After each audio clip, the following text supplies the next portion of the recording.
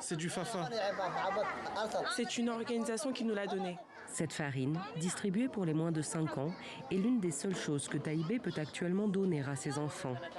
Avec sa famille, elle a trouvé refuge à Semera, la capitale de la région Afar.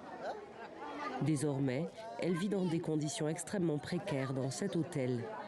Sur ce site et aux alentours, près de 5000 réfugiés érythréens se seraient installés. Tous se souviennent de l'attaque de la ville de Beralé et du camp de réfugiés qui y était installé. On vient du camp de Baral. Avant ça, on a quitté notre pays. On était à l'aise, ils nous ont bien accueillis. Après ça, on a eu une attaque, il y a eu la guerre de la junte.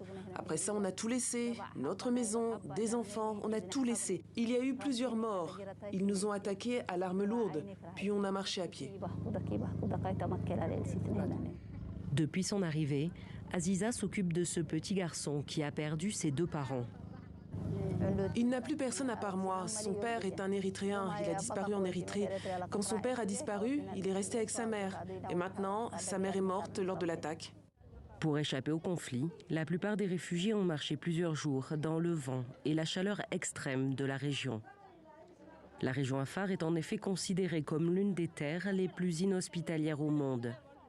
Beaucoup ont perdu la trace de membres de leur famille. Et même ceux qui ont pu arriver jusqu'à Semera ont bien du mal à trouver le repos. Ici, on n'a pas de nourriture, pas de lit, on a juste de l'eau. Dans notre pays, on n'avait ni nourriture, ni paix. Nous sommes venus ici pour trouver la paix. Mais ici aussi, nous avons rencontré des problèmes. On est des étrangers ici. On n'a pas de famille, pas de proches. On veut la paix, juste la paix. Dans les tout prochains jours, 5000 réfugiés érythréens de Beralé seront déplacés dans ce nouveau camp temporaire à quelques dizaines de kilomètres de Semera.